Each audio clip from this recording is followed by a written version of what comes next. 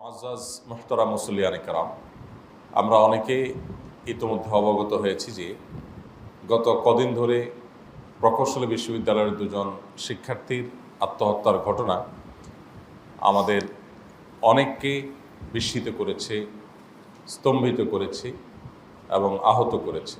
আমরা আজ আলোচনা করতে চাই শিক্ষা প্রতিষ্ঠানে শিক্ষার্থীদের মধ্যে আত্মহত্যার প্রবণতা দিন দিন যে বেড়ে চলেছে, শুধু শিক্ষা প্রতিষ্ঠানেই নয়, সার্বিকভাবে আমরা দেখি যে বিভিন্ন প্রতিষ্ঠানে এবং কি প্রতিষ্ঠানের বাইরে সাধারণ মানুষের মধ্যেও আত্মহননের প্রবণতা, নিজেকে শেষ করে দেওয়ার প্রবণতা দিন যত যাচ্ছে তত আস্তে আস্তে বাড়ছে। এই আত্মহত্যার প্রবণতা বৃদ্ধি হওয়ার কারণ কি এবং এর প্রতিকার কি, এবং এ সম্পর্কে বিশেষজ্ঞ এবং যে সমস্ত প্রতিষ্ঠানগুলো গবেষণা করছে, সে সকল গবেষণা প্রতিষ্ঠান তারা কি বলছে, সবগুলোর সামারি একত্র করলে তার নির্যাসটা কি হয়, আমরা সে বিষয়টিকে আজ যথাসম্ভব সংক্ষেপে তুলে ধরার চেষ্টা করছি। ওমা তৌফিক ইল্লা বিল্লাহ। আল্লাহ রাব্বুল ইজ্জাত আমাদেরকে দুনিয়াতে পাঠিয়েছেন, আমাদের প্রত্যেকটা মানুষের মধ্যে বিবেক দিয়েছেন, আকল দিয়েছেন। এই বিবেক এটাকে খরচ করে আমরা সামনে এগোবো, সামনে অগ্রসর হব।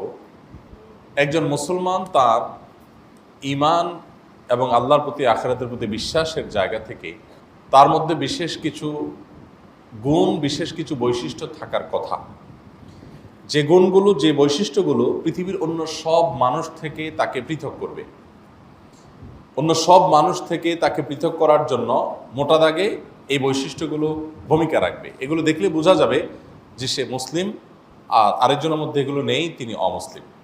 সেসব বিষয়গুলোর মধ্যে থেকে একটা গুরুত্বপূর্ণ বিষয় হলো আল্লাহর প্রতি ভরসা, আল্লাহর প্রতি তাওয়াক্কুল। আরেকটি হলো আখিরাতের প্রতি ঈমান। আল্লাহর প্রতি ঈমান, আখিরাতের প্রতি ঈমান, সেই সাথে আল্লাহর প্রতি আস্থা এবং ভরসা, এগুলো মুমিনের অত্যন্ত গুরুত্বপূর্ণ কিছু বৈশিষ্ট্য। এই বৈশিষ্ট্যগুলো ছাড়া কখনো একজন মানুষ প্রকৃত অর্থে মুমিন হওয়ার কোনো সুযোগ নেই।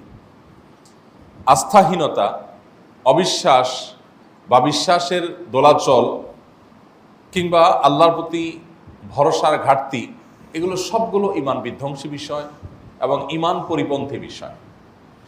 আল্লাহ সুবহানাহু ওয়া তাআলা কোরআনে কারীমে বলেছেন, ওয়া আলাল্লাহি ফালইয়াতাওয়াক্কালিল মুমিনুন, ঈমানদারদের আল্লাহর প্রতি ভরসা রাখাই উচিত।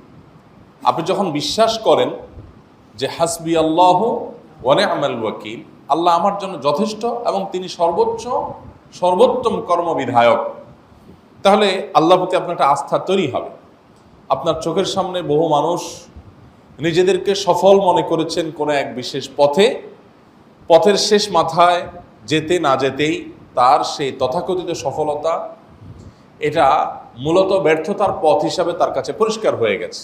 অতএব আল্লাহ তাআলা আপনাকে আমাকে কোনো পরীক্ষায় ফেললে, কোনো কষ্টে রাখলে, কোনো বিপদে রাখলে, কোনো পেরেশানি দিলে, কোনো ডিপ্রেশনে মুখোমুখি করলে আমার ঈমান বলে উঠবে যে তোমার আল্লাহ তোমার জন্য যা নির্বাচন করেছেন এর মধ্যে তোমার জন্য অবশ্যই কল্যাণ নিহিত আছে। এই একটি আস্থার জায়গা, এই একটি ভরসার জায়গা আপনাকে ডিপ্রেশন থেকে বের হতে সাহায্য করবে। আমরা বিশেষ করে যদি আজ শিক্ষা প্রতিষ্ঠানে আত্মহত্যার যে প্রবণতা সেটা নিয়ে আলোকপাত করি, তাহলে আমার মনে হয় ভালো হবে, যেহেতু সময় কম, আলোচনা অনেক। শিক্ষা প্রতিষ্ঠানে আত্মহত্যার প্রবণতা দিন দিন কতটা বেড়ে চলেছে সেটা আমরা সবাই কম বেশি জানি। গত 4-5 দিন আগে প্রথম সারির একটি জাতীয় দৈনিক, তাদের একটা রিপোর্ট পড়লাম যে 1 বছরে শতাধিক কলেজ এবং বিশ্ববিদ্যালয় শিক্ষার্থীরা আত্মহত্যার পথ বেছে নিয়েছে, এবং 2022-এর আত্মহত্যার উপরে একটা সংগঠনের করা জরিপের ভিত্তিতে সম্ভবত bdnews24.com-এর একটা প্রতিবেদন দেখলাম যে তারা 1 বছরে স্কুল, কলেজ এবং বিশ্ববিদ্যালয় সহ এই সবগুলো শিক্ষা প্রতিষ্ঠান, এগুলোর ব্যাপারে জরিপ করে জানিয়েছে যে 5% শিক্ষার্থী আত্মহত্যার পথে পা বাড়িয়েছে। এবং সেই সকল জরিপগুলোকে যদি আমরা চুলচেরা বিশ্লেষণ করি তাহলে দেখতে পাই এই আত্মহত্যা সম্পর্কে, শিক্ষা প্রতিষ্ঠানে আত্মহত্যা সম্পর্কে যত নিউজ হয়, যত প্রতিবেদন হয়, সবগুলোতে আসে স্কুল, কলেজ, বিশ্ববিদ্যালয়। এদেশে স্কুল, কলেজ, বিশ্ববিদ্যালয়ের বাইরেও আরও ভিন্ন ধারার শিক্ষা প্রতিষ্ঠান আছে না নাই? কিন্তু আমি আজও পর্যন্ত কোনো জরিপে, কোনো প্রতিবেদনে, কোনো রিপোর্টে এটা পাই নাই যে স্কুল, কলেজ, মাদ্রাসা এবং বিশ্ববিদ্যালয় পড়ুয়াদের মধ্যে আত্মহত্যার জরিপ। এরকম আমি দেখিনি। আপনারা দেখেছেন কিনা আমি জানি না। স্কুল, কলেজ এবং ইউনিভার্সিটির কথা যখন আসবে তখন তো খুব স্বাভাবিকভাবে মাদ্রাসায় আত্মহত্যার প্রবণতা কি পরিমাণ সেটাও তো উঠে আসার কথা। কিন্তু উঠে না আসার কারণ কি? কারণ সেখানে আত্মহত্যা হয় না, যার কারণে লেখার সুযোগই নেই। আত্মহত্যার প্রবণতা কেন হয়, কি কি কারণে হয়, সেগুলো গবেষকরা গবেষণা করে বিশ্লেষণ করেছেন, অনেক কারণ উল্লেখ করেছেন। আমরা সেগুলো নিয়ে আলোচনা করবো একটা একটা নিয়ে ইনশাআল্লাহ। কিন্তু শুরুতে আমরা একটু দেখার চেষ্টা করি যে সাধারণত আমাদের দেশে মাদ্রাসা শিক্ষার্থীদেরকে আমরা যদি জেনারেল ব্যাকগ্রাউন্ডে যারা থাকেন, জেনারেল যে শিক্ষা প্রতিষ্ঠানগুলো আছে স্কুল, কলেজ এবং ইউনিভার্সিটি, তাদের সাথে যদি আমরা তুলনা করি তাহলে মাদ্রাসা শিক্ষার্থীদের মধ্যে আত্মহত্যার প্রবণতা 1% পাওয়া যাবে। কারণ কি? তাদের তো আরো বেশি ডিপ্রেসড হওয়ার কথা। একটা বুয়েট শিক্ষার্থী, বুয়েট পড়ুয়া ছাত্র, ঢাকা ইউনিভার্সিটি পড়ুয়া ছাত্র কেন আত্মহত্যা করতে যাবে? আত্মহত্যা তো করার কথা মাদ্রাসা শিক্ষার্থীর, কারণ আত্মহত্যা ডিপ্রেশন থেকে করে। ডিপ্রেশনটা তো মাদ্রাসা শিক্ষার্থীর বেশি হওয়ার কথা। কিভাবে বেশি হওয়ার কথা? কারণ মাদ্রাসা শিক্ষার্থী বেচারার কোনো সামাজিক স্বীকৃতি নেই, সব জায়গায় সে কোণঠাসা। সে বিসিএস এ চান্স পাওয়ার সম্ভাবনা অনেক ক্ষীণ, আর্মিতে চান্স পাওয়ার সম্ভাবনা অনেক ক্ষেত্রে অনেক ক্ষীণ। অনেক ক্ষেত্রে তার সার্টিফিকেটের, বিশেষ করে কওমি ধারার যদি হয়, তাহলে সার্টিফিকেটের তেমন কোনো ভ্যালুও সামাজিকভাবে নেই বললে চলে। পরিবারে অন্য 2-4 জন যদি গ্রাজুয়েশন করা থাকে, মাস্টার্স অনার্স করা থাকে, পিএইচডি করা থাকে, তাহলে ওই বেচারা হুজুর হিসাবে ট্রিটের শিকার হয়। অর্থাৎ দিন শেষে সে মানসিকভাবে বিধ্বস্ত থাকার কথা। ঠিক কিনা বলো? একটা মাদ্রাসার ছাত্র তুলনামূলকভাবে, সামাজিকভাবে, পারিবারিকভাবে, সার্বিকভাবে সে ডিপ্রেশনে থাকার কথা, হীনমন্য থাকার কথা, তার মনটা ছোট থাকার কথা, এবং তার সামনে ভবিষ্যৎ জাগতিক দৃষ্টিকোণ থেকে অন্ধকার থাকার কথা। কারণ এই বেচারার চাকরির জগৎ একেবারে সংকুচিত। ওই মসজিদ মাদ্রাসার গন্ডি, তাও সামান্য স্যালারি, সেটাও আবার বাকি, তাও আবার সেক্রেটারি সভাপতির চোখ রাঙানি, তাও আবার ফুটবলের মতো মুসল্লিদের একজনের ঠেলাঠেলি, তাও আবার চাকরি আজকে আছে কালকে থাকার কোনো গ্যারান্টি নাই, কত রকমের অনিশ্চয়তা। এরপরে যায় বিয়ে শাদী করতে গেলে ও হুজুর মাদ্রাসা পড়ছে, কে মেয়ে দিতে যাবে? মানে সমাজে যেদিকে যাবে এই বেচারা সেই দিকেই সে বাধাগ্রস্ত হবে, সে অপমানিত হবে, সে লাঞ্ছিত হবে, সে স্বীকৃতি পাবে না, সে সবার কাছে কোণঠাসা থাকবে। এরকম একটা পরিস্থিতিতে অনিশ্চিত ভবিষ্যৎ, তার কোনো ক্যারিয়ার, ভালো কিছু হওয়ার সম্ভাবনা একেবারে ক্ষীণ, এত কিছুর পরও কেন আত্মহত্যার প্রবণতা 0% তাদের মধ্যে? কেন? আর এর বিপরীতে একটা ছেলে, একটা মেয়ে ঢাকা ইউনিভার্সিটিতে চান্স পেলে, ভালো কোনো বিশ্ববিদ্যালয়ে চান্স পেলে, ভালো কোনো ইউনিভার্সিটিতে পড়লে তার আর কিছু না হোক সামাজিক একটা অবস্থান তো অলরেডি দাঁড়ায় গেছে। সে অমুক ইউনিভার্সিটির ছাত্র, ওখানে চান্স পাইছি, এই একটা ভাবসাবই তো তাকে সুখী করার জন্য যথেষ্ট।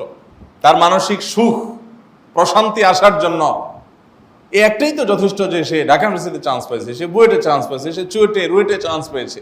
এটা তো অনেক বড় ব্যাপার তার জন্য।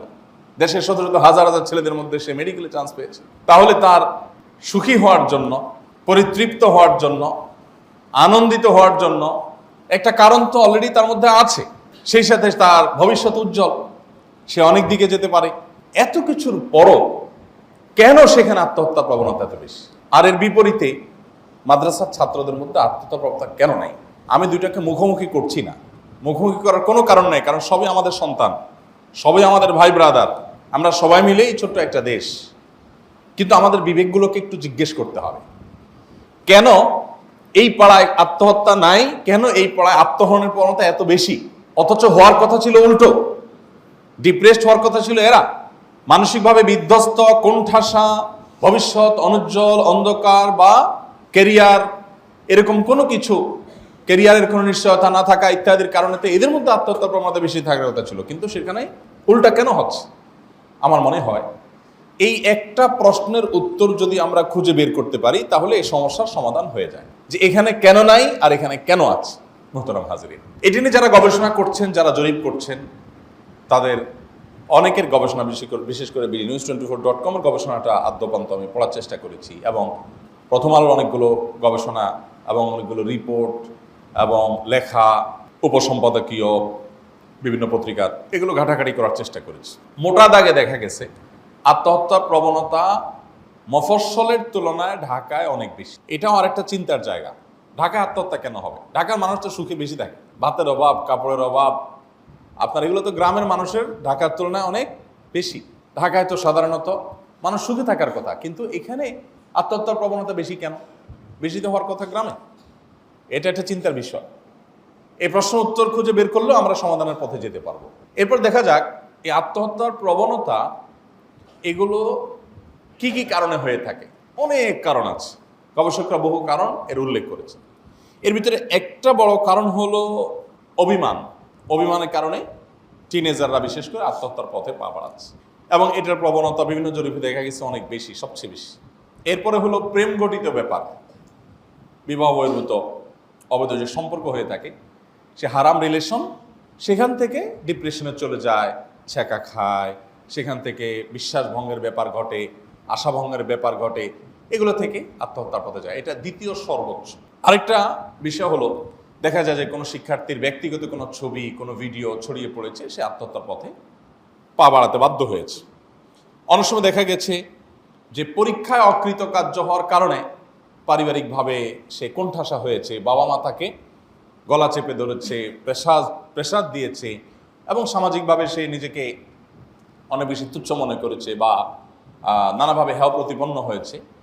তো হীনমন্যতার শিকার হয়ে বা অকৃতকার্য হয়ে সে অপমানিত হয়ে আত্মহত্যার পথে পা বাড়িয়েছে। অনেকে আত্মহত্যা করেছে, বিশেষ করে টিনেজারদের মধ্যে অনেকে আত্মহত্যা করছে তাদের চাওয়া পূরণ না হওয়ার কারণে, অভিভাবকদের কাছে বায়না পূরণ না হওয়ার কারণে। দামি মোবাইল চাইছে, সেটা পায় নাই, পাখির ড্রেস চাইছে, সেটা পায় নাই, দামি বাইক চাইছে, সেটা পায় নাই, অমুক ব্র্যান্ডের জিনিসটা চাইছে, সেটা পায় নাই। এই বাধাগুলো বাবা মা দিয়েছে, সেখান থেকে ডিপ্রেসড হয়ে আত্মহত্যার পথে পা বাড়িয়েছে। অনেকে আবার মাদকাসক্ত হওয়ার কারণে এক পর্যায়ে মাদকের টাকা জোগাড় করতে পারে নাই, অথবা একটা পর্যায়ে সে বুঝতে পেরেছে সে অপরাধের চরম ভেতরে প্রবেশ করে গেছে, ডিপ্রেসড হয়ে আত্মহত্যার পথে পা বাড়িয়েছে। এরকম আরও বহু কারণ গবেষকরা গবেষণা করে বের করেছেন। আমি বিনীতভাবে আপনাদেরকে বলতে চাই, কারণগুলো আমি যদি আবারও বলি একটা একটা করি। অভিমানের কারণে, অপমানিত হওয়ার কারণে। অপমানিত একটা শিক্ষার্থী কখন হয়? যখন তাকে কেউ অপমান করে, তখন সে অপমানিত হয়। এই অপমান আমাদের সমাজে পরিবারে হয়, পরিবারে অপমান করা হয়, পরিবারের বাইরে অপমান করা হয়, শিক্ষা প্রতিষ্ঠানে অপমান করা হয়। র্যাগিংয়ের কথা তো আমরা সবাই জানি নাকি? নতুন শিক্ষার্থীদেরকে পুরান শিক্ষার্থীরা বিভিন্ন শিক্ষা প্রতিষ্ঠানে র্যাগিং করে, এটা তো আমরা সবাই জানি। এই র্যাগিংয়ের শিকার হয়ে বহু ছেলেমেয়েরা, বহু শিক্ষার্থীরা মানসিকভাবে বিধ্বস্ত হয়ে যাচ্ছে। এমন এমন অপমানের শিকার হচ্ছে যে সেগুলো তার জীবনে কখনোই ঘটে নাই। একটা শিক্ষার্থী নতুন কোনো প্রতিষ্ঠানে আসার পর সেই প্রতিষ্ঠানের পুরাতন শিক্ষার্থীরা, শিক্ষকরা, স্টাফরা সবাই তাকে বরণ করে নিবে, কারণ নতুন একটা জায়গায় আসছে, অনেক চ্যালেঞ্জ তার সামনে আছে, মানসিকভাবে সে ছোট এবং অনেক দুরু মন নিয়ে সে একটা শিক্ষা প্রতিষ্ঠানে প্রবেশ করেছে। এই শিক্ষার্থীকে দরকার এফোর্ট দেওয়া, দরকার তাকে সাপোর্ট দেওয়া, দরকার তাকে আপন করে নেওয়া, দরকার তাকে বিভিন্নভাবে সার্ভিস দিয়ে পুরাতনরা তাদেরকে বরণ করে নেওয়া। কিন্তু আমাদের দেশে এই বরণের কালচার যতটা না আছে, তার চাইতে র্যাগিংয়ের কালচার দিন যত যাচ্ছে তত আস্তে আস্তে বেড়ে চলেছে। শিক্ষার্থীরা অপমানিত হচ্ছে, এবং সেগুলো আমরা সবাই জানি, ওপেন সিক্রেট, বাসা বাড়িতে হচ্ছে, বিভিন্ন জায়গায় হচ্ছে। তাহলে এই বিষয়টা মোরালিটি সংশ্লিষ্ট, তার মানে নীতি নৈতিকতা সংশ্লিষ্ট। যারা অপমান করছে তাদের আল্লাহর ভয় নাই, নীতিহীন, আদর্শহীন, খারাপ মানুষ, সেজন্য অপমানিত করছে। তাহলে সমস্যার জায়গাটা মোরালিটির অভাব, নীতি নৈতিকতার অভাব, ঘাটতি। ওই কারণেই অপমানিত করছে একজনকে, এবং সে আত্মহত্যার পথে পা বাড়াচ্ছে। এরপর দেখা যায় প্রেম ঘটিত যে বিষয়, সেখানেও আমরা জানি সারা পৃথিবীতে ছেলে মেয়ে, নারী পুরুষ শারীরিক সম্পর্ক এটা স্থাপন করে দুইটা পদ্ধতিতে। বৈবাহিক পদ্ধতিতে, বিবাহ বহির্ভূত তথাকথিত রিলেশনশিপ এর মাধ্যমে। তো বিবাহের মাধ্যমে যে রিলেশনটা হয়, যে সম্পর্কটা হয়, এ বিষয়ে আজকে এই ঘন্টা দুয়েক আগে বৈশাখী টেলিভিশনে একটা লাইভে ছিলাম। এক ভদ্রমহিলা ফোন করে প্রশ্ন করলেন, হুজুর, আমার স্বামী আমার কোনো খোঁজ খবর নেয় না, আমার ছেলেটার ভরণ পোষণও দেয় না এবং স্বীকৃতিও দেয় না, তার কি গুনাহ হবে কিনা? উনি টেলিফোনে ছিলেন প্রশ্নের মধ্যে, আমি উপস্থাপক থেকে কথা কেড়ে নিয়ে আমি ওনাকে পাল্টা প্রশ্ন করলাম যে, প্রশ্নকর্তা বোন, আপনি আমার প্রশ্নের উত্তর দিন যে আপনি বিবাহ করেছেন পারিবারিকভাবে? বলেন যে না। আপনি বিবাহ করেছেন সবাইকে জানিয়ে শুনিয়ে, না লুকিয়ে ছাপিয়ে? বলেন যে লুকিয়ে আমরা করেছি, ছেলের পরিবার কেউ জানে না, তাদের থেকে হাইড করা হয়েছে বিয়েকে। পরে আমি এবার উত্তর দিতে গিয়ে বললাম যে ওনার প্রশ্ন শুনে আমি বুঝতে পেরেছি যে সমস্যা আসলে কোন জায়গায়। একটা ছেলে তার সন্তানকে সে স্বীকৃতি দিবে না কেন? কারণ তার কোনো থলের বিড়াল বের হয়ে যাবে, তার কোনো অসৎ উদ্দেশ্য আছে, এই মেয়ের সাথে সে আসলে স্থায়ী হবে না, এখানে টাইম পাস করছে সে। এই সমস্যাগুলো কেন হচ্ছে? কারণ বিবাহটা পারিবারিকভাবে হয় নাই। এই ছেলের পরিবার অসম্মত, বা পরিবারের কাছে সে লুকোচ্ছে, লুকিয়ে বলছে যে পরে জানাবো, আপাতত বিয়ে হয়ে যাক, এখন জানাজানি করা যাবে না। তাহলে এই বিষয়গুলো শরিয়া, ইসলামী শরিয়া বিবাহকে যেভাবে সম্পাদন করতে চায়, এটা কি সেভাবে হলো? হাদিসের বক্তব্য হলো আলিনু হাদান নিকাহ, তোমরা এই বিবাহকে প্রচার করো, ঘোষণা দাও, সবাইকে জানাজানি করো। ফাইন্নাহু নিকাহ ওয়ালাইসা বিসিফাহ আও কামা ওয়ারাদ, কারণ এটা বিবাহ, এটা ব্যভিচার নয়, অতএব এটাকে প্রকাশ করো, ঘোষণা করো, জানান দাও। এই জন্য ইসলামী শরিয়ত বিবাহের মধ্যে সাক্ষী রাখার বাধ্যবাধকতা রেখেছে। সাক্ষী ছাড়া বিবাহ বিশুদ্ধ হবে না। তার মানে কি? যাতে করে ছেলেটা কখন অস্বীকার করতে না পারে, মেয়েটা যাতে ক্ষতিগ্রস্ত হতে না পারে, অথবা মেয়েটা যাতে ক্ষতিগ্রস্ত ছেলেটাকে করতে না পারে। উভয় পরিবার ইনভলভ থাকবে, সাক্ষীদের ইনভলভেশন থাকবে, সমাজের সব মানুষের ইনভলভেশন থাকবে। এখানে ছেলে যদি ধানাই পানাই করতে যায়, কোন প্রকার প্রতারণা করতে চায়, 2 নম্বরই করতে চায়, অস্বীকার করতে চায়, সে ভরণ পোষণ দিতে না চায়, সে অন্য কোনো অসৎ উদ্দেশ্য তার থাকে, সেটা যাতে সে চরিতার্থ করতে না পারে, সেজন্য ইসলামী শরীয়ত এতগুলো ব্যবস্থা রেখেছে। আপনি আমাদের দেশে বৈবাহিক জীবনে, দাম্পত্য জীবনেও অশান্তি হয়। অশান্তি হতে হতে ছেলে মেয়ে একজন অন্যজনকে, স্বামী স্ত্রী একে অন্যজনকে টর্চার করে, এবং সেটাও ভয়াবহ খারাপ দিকে চলে যায়, এরকম ঘটনা ঘটে।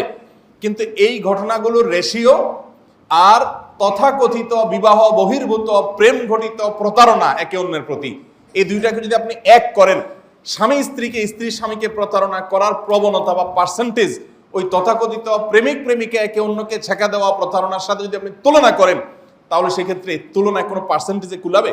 স্বামী স্ত্রীর মধ্যে পারস্পরিক বোঝাপড়াটা সাধারণত ভালো হয়, আজকাল দিন দিন সেটাও খারাপের দিকে যাচ্ছে। তারও মূল কারণ হলো একই জায়গায় নীতিনৈতিকতা এবং আদর্শ হারিয়ে যাওয়া।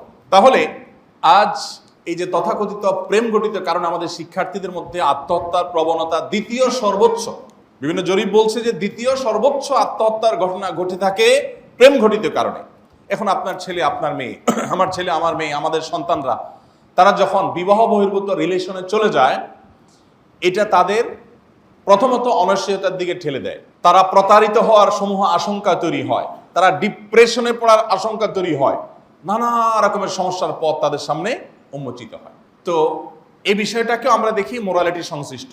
ইসলামের নীতি আদর্শকে যদি ন্যূনতম মেনে চলে, তাহলে সেক্ষেত্রে সেই পথে যেতে পারে না, তাহলে সেক্ষেত্রে আত্মহত্যার পথ এমনি বন্ধ হয়ে যায়। এরপর দেখুন, আপত্তিকর ছবি, ভিডিও এগুলো প্রকাশ হয়ে গেছে কোনো কারণে।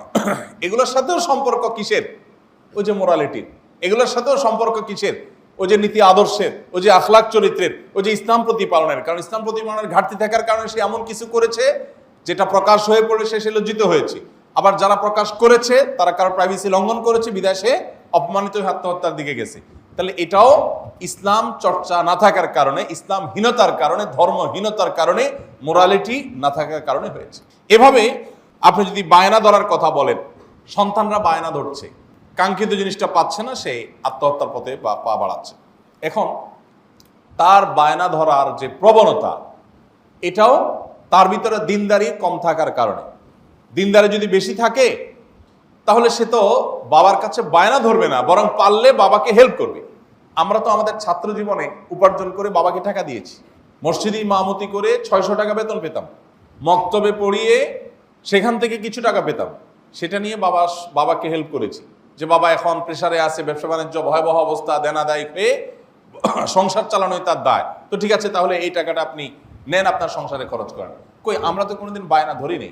হ্যাঁ, বায়না ধরেছি, কিন্তু আমাদের বায়না ছিল এরকম যে বায়নাগুলোর কারণে আত্মহত্যা তো পরের কথা, এগুলো না পেলেও আমাদের এমন কিছু আসতে যেত না। একটু চকলেট চাইছি, একটু মোয়া চাইছি, পাইছি তো খুশি হয়েছি, না পাইছি তো একটু কষ্ট পাইছি, এতটুকু।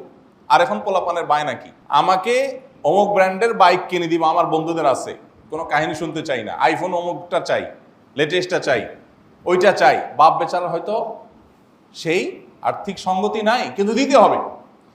তো আমাদের সন্তানদের মধ্যে এই যে চাওয়া পাওয়া বেড়ে যাওয়া এবং আপনার লোভ বেড়ে যাওয়া, অন্যের সাথে নিজেকে কম্পেয়ার করা, এগুলোর প্রবণতা যে ভয়ঙ্করভাবে বেড়েছে, এটা কি কারণে বেড়েছে? দিনদারিতা কমে যাওয়ার কারণে বেড়েছে। যদি তার মধ্যে দিনদারিতা থাকতো তাহলে তার ভিতরে এগুলোর ডিমান্ড থাকতো না। সে বাবার কষ্টটা বোঝার চেষ্টা করতো, মায়ের কষ্টটা বোঝার চেষ্টা করতো। এখন সন্তানকে আমরা ইসলাম শিখাই না, আদর্শ শিখাই না। সন্তান ছোটবেলায় ইংরেজি বলতে পারে, আমরা খুশিতে বাকবাকুম হয়ে যাই, বাহ আমার ছেলে শিক্ষিত হয়ে গেছে। কিন্তু সন্তান যে বেয়াদব, ওর ভিতরে কোনো আদব নাই, শিষ্টাচার নাই, ওর ভিতরে কোনো আমল নাই, ম্যানার্স নাই, ন্যূনতম কোনো ভদ্রতা নাই, সৌজন্যতা নাই, মুরব্বী বুঝে না, সিনিয়র বুঝে না, শ্রদ্ধা বুঝে না, সম্মান করা কাকে বলে বুঝে না, এটা নিয়ে আমাদের কোনো মাথা ব্যথা নেই। সন্তান পরীক্ষা খারাপ রেজাল্ট করছে, আমরা পাগল হয়ে যাচ্ছি। এসএসসি পরীক্ষা চলছে, আমার একটা সন্তান এসএসসি পরীক্ষা দিচ্ছে। তো যে কারণে হোক আমার আর হল পর্যন্ত যাওয়া হয় না, সুযোগ হয় না, সে যায় বিভিন্নভাবে, যাওয়ার ব্যবস্থা আছে। তো সেখানকার দৃশ্যগুলো আমার সন্তান এসে আমাকে বলে এবং আরও বিভিন্নভাবে আমি জানি। জানার পর চিন্তা করি যে আমাদের সমাজের পরিস্থিতিটা কোন দিকে যাচ্ছে, কোন লেভেলে চলে যাচ্ছে। এসএসসি পরীক্ষা দিতে আছে, বাবা মা ওই সন্তানকে ঘিরে তাদের যে আবেগ, তাদের যে আকুতি, তাদের যে আপনার মায়া মমতা, পরীক্ষা দেওয়ার আগে মা তাকে জড়ায় ধরে ছেলে মুছে টুছে মনে হচ্ছে যে তাকে মঙ্গল গ্রহে পাঠাচ্ছে। সে এখন চাঁদে প্রবেশ করবে, বাবা মুছে টুছে নিচ্ছে, হায় হায় পরীক্ষা দেয়। আচ্ছা, এরপর পরীক্ষা দিয়ে বের হয়েছে, এখন বাপ একদিকে, মা একদিকে, ভাই একদিকে, বোন একদিকে। মানে এগুলো সবগুলোর খোলাসাটা কি? খোলাসা হলো বাবা যেই কোনো মূল্যে তোমাকে ভালো রেজাল্ট করতে হবে, কারণ তোমাকে ভবিষ্যৎ টাকার মেশিন হতে হবে। বলেন, এই ছেলের ফজরের নামাজের জন্য এই মা একবারও ডাকছে কিনা সন্দেহ আছে। এই ছেলে তার আপন ছোট ভাইকে স্নেহ করতে জানে না, বড় ভাইকে শ্রদ্ধা করতে জানে না, পাড়ার একজন মুরব্বী বাপের বয়সে তাকে শ্রদ্ধা করতে জানে না, রিকশাওয়ালা চাচাটাকে শ্রদ্ধা করতে জানে না, সে কাজের বুয়াটাকে ন্যূনতম মানুষের মর্যাদা দিতে জানে না। এই ছেলের মধ্যে কোনো ছাড় দেওয়ার মানসিকতা নেই, কোনো ভদ্রতা নম্রতা নেই, বাপের সাথে কথা বলার নিয়ম কি যা জানে না, মায়ের সাথে কতটা সৌজন্যতা দেখানো উচিত বুঝে না। এগুলোর একটা নিয়ম বাপ বা মার কারো মাথা ব্যথা হয় নাই। মাথা ব্যথা হলো কি নিয়া? পরীক্ষা। তাহলে দিন শেষে আমরা আমাদের সন্তানদেরকে চাই টাকার মেশিন হোক, হচ্ছে তো টাকার মেশিন। দিন যত যাচ্ছে আমাদের গড় আয় বাড়ছে না, আমাদের গড় আয় বাড়ছে না, আমাদের বিল্ডিং দালান কোঠা বাড়ছে, আমাদের রাস্তাগুলো চকচকে হচ্ছে, আমাদের জামাগুলো ধবধবে হচ্ছে, আমাদের অনেক কিছুর উন্নতি হচ্ছে, কিন্তু আমাদের ভেতরটা শেষ হয়ে যাচ্ছে, আমরা ধ্বংসে অতল তল চলে যাচ্ছি। ওই যে মূল কারণ হলো মোরালিটি, নীতি নৈতিকতা। আপনি শিক্ষা প্রতিষ্ঠান থেকে ধর্মকে যত দ্রুত বিদায় করবেন, আপনার পরিবার থেকে, আপনার সমাজ থেকে সুখ তত দ্রুত হারিয়ে যাবে। পৃথিবীতে যে দেশ যত উন্নত, অথচ তাদের মধ্যে নীতি নৈতিকতার বালাই, আল্লাহর পরিচয়, আখিরাতের প্রতি ঈমানের ব্যাপারটি যত কম, তাদের মধ্যে আত্মহত্যার প্রবণতা তত বেশি। আপনি যত উন্নত দেশ পাবেন খুঁজে দেখেন, আপনি বিশ্ব স্বাস্থ্য সংস্থার আত্মহত্যা বিষয়ক জরিপগুলো দেখেন।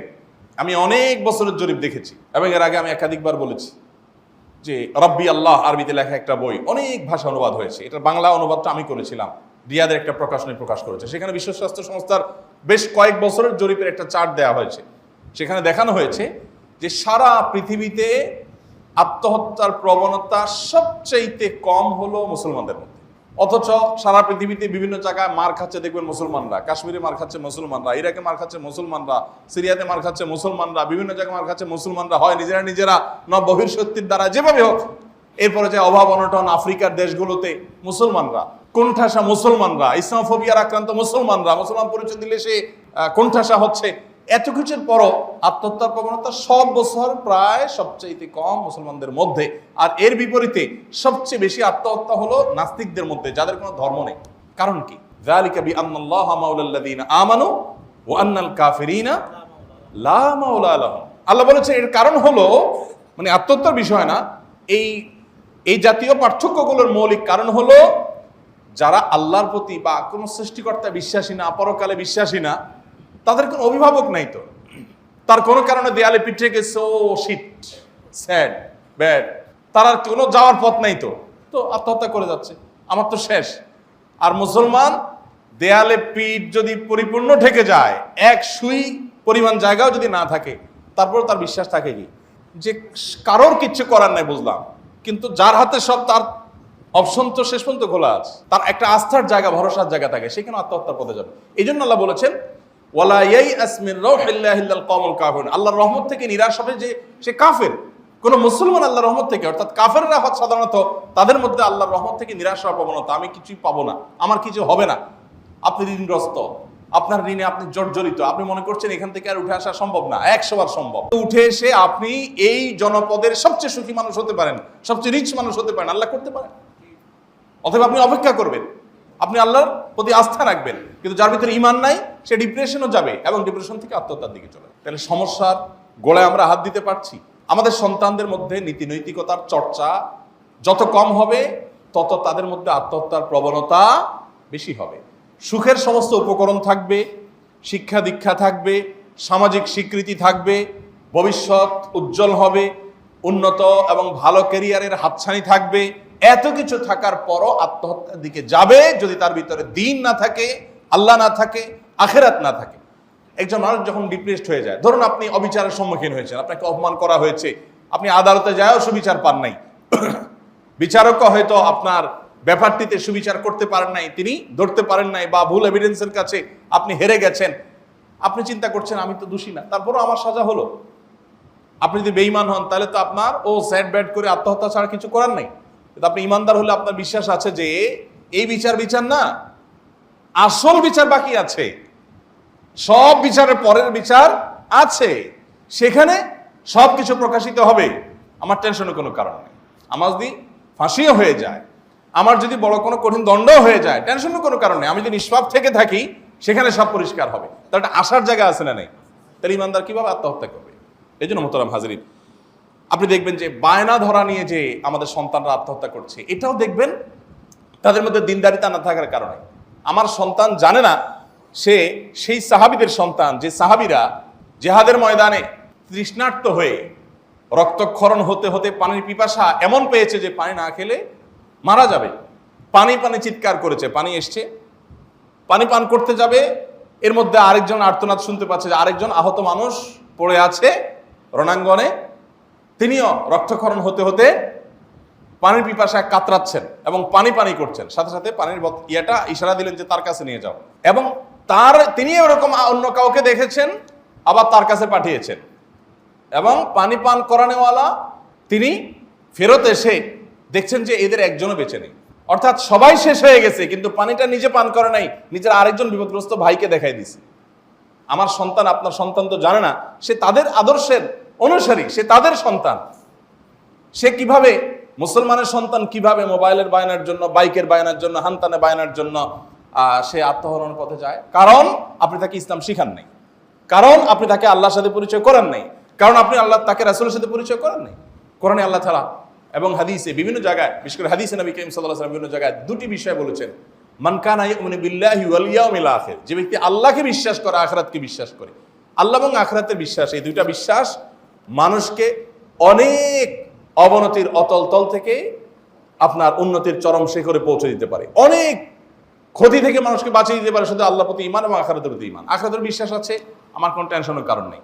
আমি নানা কারণে ক্ষতিগ্রস্ত হয়েছি, অপমানিত হয়েছি, ইনশাল্লাহ ঠিক হয়ে যাবে। আমার পরীক্ষা ভালো ফলাফল হয়নি, বাবা মার কাছে মুখ দেখাতে পারছি না, বন্ধু বান্ধবের কাছে মুখ দেখাতে পারছি না, টিচারদের কাছে আমার নানা রকমের কটু কথা শুনতে হচ্ছে, সমাজে আমার কোনো অবস্থান নেই, আমার সাথের সহপাঠীরা অনেকে ভালো ফলাফল করে ফেলেছে, তো কি হয়েছে? এটাই কি শেষ? এরপরে পরীক্ষা নেই? এরপরে আর জীবনের ধাপ নেই? আমি আল্লাহর উপর ভরসা রাখলাম, আল্লাহ আমার জন্য যথেষ্ট, আমি আল্লাহর কাছে সাহায্য চাইবো, আর সিরিয়াসলি চেষ্টা করব। কত মানুষ ভালো ফলাফল করে জীবনে ভালো কোনো জায়গায় যেতে পারে নাই, কত মানুষ তুলনামূলক খারাপ ফলাফল করে অনেক বড় বড় জায়গায় চলে গেছেন। অতএব আমি আল্লাহর প্রতি আস্থা রাখি। এটা হলো ইমানদার বাচ্চার কথা, ইমানদার সন্তানের কথা, ইমানদার ছেলে মেয়েদের কথা। কিন্তু আমাদের সন্তানদেরকে সেই ইমান আমরা দিতে পারি নাই, যার কারণে আজকে তারা এরকম ধ্বংসের অতল তলে হারিয়ে যাচ্ছে। মোহতারাম হাজরিন, সেই সাথে আমাদের অভিভাবকরা যারা ভালো ফলাফলের জন্য সন্তানকে শুধু ডিপ্রেশনে দিতে থাকেন, শুধু চাপ দিতে থাকেন। আপনার সন্তান ভালো ফলাফল যদি না করে বা পরীক্ষাটা যদি তার খারাপ হয়, তো আপনি তাকে প্রবোধ দিবেন, সান্ত্বনা দিবেন, কোনো টেনশনের কারণ নাই। বাবা কারোর সাথে কোনো কম্পেয়ার নাই। ম্যাক্সিমাম বাবা মা, প্রায় বেশিরভাগ অভিভাবক আমাদের সমাজে সন্তানকে অন্য সন্তানের সাথে তুলনা করে তাকে মানসিকভাবে হ্যারেজ করে, মানসিকভাবে তাকে রীতিমতো টর্চার করে, আহত করে। এই সন্তানগুলো আস্তে আস্তে আস্তে আস্তে এই ট্রমা নিয়ে বড় হয়, ট্রমা নিয়ে, যে আমার মা তো অমুক ছেলের সাথে আমার তুলনা করবে, অমুকের রেজাল্ট ভালো হয়েছে তোরটা কেন হয়নি, এটা হলো অভিভাবক হিসাবে আমাদের ত্রুটির জায়গা। আমার সন্তানকে আমি বলবো, বাবা তোমার চেষ্টা করার দায়িত্ব, তুমি চেষ্টা করো। তোমার চেষ্টা ত্রুটি থাকলে আমি সেটা সমালোচনা করব। ফলাফল নিয়ে আমার টেনশন নেই। ফলাফল ভালো হোক বা না হোক, তুমি চেষ্টাটা সঠিকভাবে করো, বাস আল্লাহর পর ছেড়ে দিলাম। যেটা বললাম ওই যে আমাদের সন্তানদের জন্য অনেক বাবা মা আছে, আমরা গত সপ্তাহে কোনো প্রশ্নোত্তরে বোধহয় বলছিলাম যে সন্তান খায় না, বিশেষ করে পিচ্ছি পোলাপান, মায়েদের যে অস্থিরতা। আপনি 100টা মার সাথে কথা বলেন, 100টা, তার ভিতরে আমার মনে হয় 90-95টা মা পাবেন যে তার অভিযোগ হলো তার বাচ্চা খায় না। আমি প্রায় সময় বলার চেষ্টা করি, আমাদের পিচ্ছিকালের কথা যদি মনে হয় এখন, হায় রে হায়, মোয়া বিক্রি করতে এটা আসছে বাড়ির সামনে, ভাঙাড়ের বিনিময়ে মোয়া দিবে, তো মোয়া কিনতে না পারলেও ওই মোয়ালার পিছে পিছে পিছে পিছে পিছে পিছে 2 বাড়ি 3 বাড়ি 4 বাড়ি 1 গ্রাম 5 গ্রাম পর্যন্ত গেছি, যে একটুনি পরে নিচেতে উঠায় খাওয়া যায়, বা একটুনি দয়া করে সে দেয়, অথবা দিবে সে আশাও নাই, কিন্তু তারপরও ভাল লাগতো খাওয়ানোর পিছে পিছে একটু দৌড়াই। তাহলে আমরা আমাদের বয়সে যারা আছেন প্রায় সবাই একই দৃশ্য, যারা গ্রামে বড় হয়েছে, এমনকি শহরও অলমোস্ট কাছাকাছি ছিল, যে আমরা খাবারের পিছনে দৌড়াইছি, খাবারের পিছনে দৌড়াইছি। আমরা বাপের কাছ থেকে 1 টাকা 2 টাকা দাবি করতাম, মায়ের কাছ থেকে দাবি করতাম, বায়না ধরতাম, এবং যারা সুপারি চুরি করছেন, বিভিন্ন জিনিস চুরি করছেন, যাই করছেন, কেন করছেন বলেন তো? খাবারের জন্য করেছেন। আপনি দোকান থেকে একটা চকলেট কিনবেন, একটা কেক কিনবেন, একটা কিছু কিনবেন, এই জন্য সব যত চুরিদারি করছেন সব এই জন্যই করছেন, ঠিক না ঠিক বলেন? আর এখন ছেলে মেয়ে যে বায়না ধরে বাপ মার কাছে, কেন বায়না ধরে বলেন তো? যদি শহর এলাকা হয় তাহলে বাপের কাছ থেকে টাকা নিয়ে বন্ধু বান্ধবদের সাথে একটু মজা করে কোনো চাইনিজে যায় খাবে, কিন্তু 2 খাওয়ার ভিতরে পার্থক্য আসমান জমিন। এখানে খাওয়ানটা উদ্দেশ্য না, এখানে উদ্দেশ্য হলো ভাবসাবটা। এখানে উদ্দেশ্য কি? আপনার আমার ভাবসাবের কথা মাথায় আসছে? আরে খানাই নাই পেটে, কিসের ভাবসাব? আর এখন পোলাপান হলো কি, টাকা দাও, বাইক কিনবো, ভাবসাব হবে, মোবাইল কিনবো লেটেস্ট মডেলের, ভাবসাব হবে, তারপরে যা ভালো জামা কিনবো, বন্ধু বান্ধবের মধ্যে ভাবসাব হবে, চাইনে যায় দোস্তদেরকে খাওয়াবো, ভাবসাব হবে। দিন শেষে ভাবসাব অর্থাৎ অহংকারী। এগুলো সবগুলোর মূল কারণ হলো সন্তানকে আমরা নৈতিক শিক্ষা দেওয়ার, আদর্শিক শিক্ষা দেওয়ার কোনো গুরুত্ব আমরা অনুভব করি না। মোহতারাম হাজরিন, এই ধ্বংসের অতল থেকে বাঁচার জন্য আমাদেরকে আল্লাহর দ্বীনে ফিরে আসতে হবে। পরিবারে, ব্যক্তিতে, সন্তানদের মধ্যে দিন চর্চা বাড়াতে হবে। গোটা পৃথিবীতে আপনি উন্নত দেশগুলোতে দেখেন, ইসলামের দিকে মানুষের আসার প্রবণতা অনেক বেশি। যারা ইসলাম থেকে দূরে সরে গেছে তারা এখন ইসলামের দিকে আসছে, কারণ দেখছে যে এটা ছাড়া আসলে সমাধানের কোনো পথ নাই। মানবতার একমাত্র সমাধান ইসলাম, আর কোনো সমাধানের পথ নাই। এটার আমাদেরকে ফিরে আসতে হবে। আমার সন্তানের মধ্যে, আমার পরিবারের মধ্যে সন্তানের শিক্ষা কারিকুলাম থেকে এখন দ্বীনি শিক্ষা, ধর্ম শিক্ষা আস্তে আস্তে বাদ দিচ্ছে। যত বাদ দিবেন তত গর্তে পড়বেন, কথা পরিষ্কার। যত বাদ দিবেন তত গর্তে পড়বেন। শিক্ষা প্রতিষ্ঠানে নাই তো আপনি পরিবারে দ্বীনি শিক্ষা বাড়ান, এছাড়া আর কোনো সমাধানের পথ নেই। আল্লাহ তাআলা আমাদের সবাইকে হেফাজত থাকার তৌফিক দান করুন। ভাইরা আমার, খোলাসা কথা হলো যে ডিপ্রেশন এবং হতাশা এগুলো আজ আমাদের যাদের মধ্যে হচ্ছে, তাদের সবারই আর্থিক সঙ্গতি তুলনামূলকভাবে যাদের ডিপ্রেশন হতাশা নাই তাদের তুলনা ভালো। কিন্তু এত কিছুর মূল বিষয় হলো যে ঈমান নাই, আল্লাহর প্রতি বিশ্বাস নেই। আল্লাহর প্রতি বিশ্বাস থাকলে আমি দুনিয়াতে আজ দোস্তদের সাথে ভাবসাব নিতে পারছি না। সবর করি, আমি যদি সৎ থাকি, সততার সাথে চলি, তো আমার জান্নাতে বহু ভাবসাব নেওয়ার সুযোগ আসবে। আমি অপেক্ষা করব। আল্লাহর প্রতি বিশ্বাস থাকলে, আখিরাতের প্রতি বিশ্বাস থাকলে, এবং যে কোনো পরিস্থিতিতে আল্লাহর প্রতি আস্থা থাকবে যে আল্লাহ তাআলা আমার পরিস্থিতি দূর করবেন। এবং আত্মহত্যার অনেক কারণ হলো অনেক সন্তানরা, অনেক শিক্ষার্থীরা শিক্ষা প্রতিষ্ঠানে টিজের শিকার হয়। টিজের, মেয়েরাও হয়, ছেলেরাও হয়। অনেক আগে কোনো এক শিক্ষার্থীর কথা বেশ মিডিয়াতে চাউর হয়েছিল যে সে একটু স্থূল, একটু মোটা, তো তাকে তার বন্ধুরা সবাই মোটু মোটু করে বলতো, স্যাররাও মোটু মোটু করে বলতো তো মজা করে, কিন্তু সে জিনিসটা নিতে পারতো না যে আমার আজকে জন্মগতভাবে একটু মোটা, কিন্তু আমাকে এভাবে কোন দোকানের চাল খাস, কি করিস, এই মোটা, এই বোটকা, এগুলো বলতে বলতে বলতে ডিপ্রেসড হয়ে একটা পর্যায়ে এই সন্তানগুলো অনেক সময় দেখা যায় আত্মহননের পথে পা বাড়ায়, তারা মানসিকভাবে বিধ্বস্ত হয়ে ভেঙে পড়ে। এটাও মোরালিটি এবং নীতিনৈতিকতা সংশ্লিষ্ট ত্রুটির কারণে হয় যে আরেকজনকে অপমান করে, সে জানে না এটা ইসলামে হারাম করা হয়েছে। কোনো মানুষকে তুচ্ছ-তাচ্ছিল্য করা যায় না, কোনো মানুষকে টিজ করা যায় না, এভাবে কোনো মানুষকে তার এ ধরনের কোনো ত্রুটি বিচ্যুতি বা কোনো বিষয় নিয়ে তাকে অপমানিত হতে পারে, কষ্ট পেতে পারে, এরকম কোনো কিছু করা যায় না। কিন্তু হচ্ছে সেগুলো টিচার নিজে করছেন, বুঝছেন না। আপনি মাদ্রাসার চোহর দিতে যান, যদিও মাদ্রাসাগুলো এখন অবনতির দিকে চলে যাচ্ছে, যদি মাদ্রাসাগুলোতেও কখনো আত্মহত্যার প্রবণতা দেখতে পান তাহলে ধরে নেবেন যে সেগুলাতেও দিনদারিতার পরিমাণ দিন দিন কমছে, যার কারণে সে অবনতি হচ্ছে। অতএব আমাদের সন্তানদেরকে আল্লাহমুখী করা, আখিরাতমুখী করার কোনো বিকল্প নাই। আল্লাহ আমাদের সন্তানদেরকে হেফাজত করুন। আমাদের পরিবারগুলোকে আল্লাহ তাআলা দ্বীনি চর্চা পরিপূর্ণভাবে পরিবারে করার তৌফিক দান করুন। আমার সন্তান দুধে ভাতে থাকুক, সেই চাওয়া আমার থাকবে, কিন্তু তার চেয়ে বড় চাওয়া হবে আমার সন্তান নামাজে কালামে থাকবে, আমার সন্তান কোরআন হাদিসে থাকবে, আমার সন্তান সততার সাথে থাকবে। এরপরে যদি তার দুধ ভাত হয় আলহামদুলিল্লাহ, না হলো আলহামদুলিল্লাহ। কয়জন অভিভাবক পাওয়া যায় বলেন, যে বাচ্চাকে বলে যে বাবা পরীক্ষার হলে কারোর খাতা দেখে লিখবা না, নকল করবা না, অন্যায় এবং কোনো প্রকার প্রতারণার আশ্রয় নিবা না, যা পারো লিখে আসো, তুমি ফেল করলো আমায় তোমাকে বুকে বেঁধে নিব, কোনো টেনশনের কারণ নেই, কারোর সাথে তুলনা দেওয়ার দরকার নেই, তুমি পড়ালেখা ঠিক মতো করো, পরীক্ষার হলে সততার সাথে পরীক্ষা দিয়ে আসো, তোমার রেজাল্ট যাই হোক আমি তোমাকে ওয়েলকাম করবো, টেনশনের কোনো কারণ নেই। কজন অভিভাবক কাছে বলে? অভিভাবকরা বলে কি, রেজাল্ট খারাপ হলে এই বাড়িতে তোর জায়গা নেই, এই ঘরে তোর আর ভাত নাই, আমি তোর ভাত রাঁধবো না, মা বলে দেয়, বাপ বলে দেয় তোর চেহারা আমি আর দেখতে চাই না। তো বাচ্চা চিন্তা করে ঠিকই তো, বাপ মা চেহারা দেখতে না চাইলে কি করবো, মরে যায়, আর তো কোনো পথ খোলা নেই। বেশিরভাগ বাপ মারা আমরা এখন চরম নিকৃষ্ট, স্বার্থপর, আত্মকেন্দ্রিক এবং টাকার মেশিন, নিজেও সন্তানকেও টাকার মেশিন বানাচ্ছি। আল্লাহ তাআলা আমাদের যেন সুবোধ হয়, আমাদের যেন সুমতি হয়, সংশোধন হয়, সেই তৌফিক দান করুন। জাযাকুমুল্লাহু খাইরা ওয়া আখিরু দাওয়ানা আলহামদুলিল্লাহ।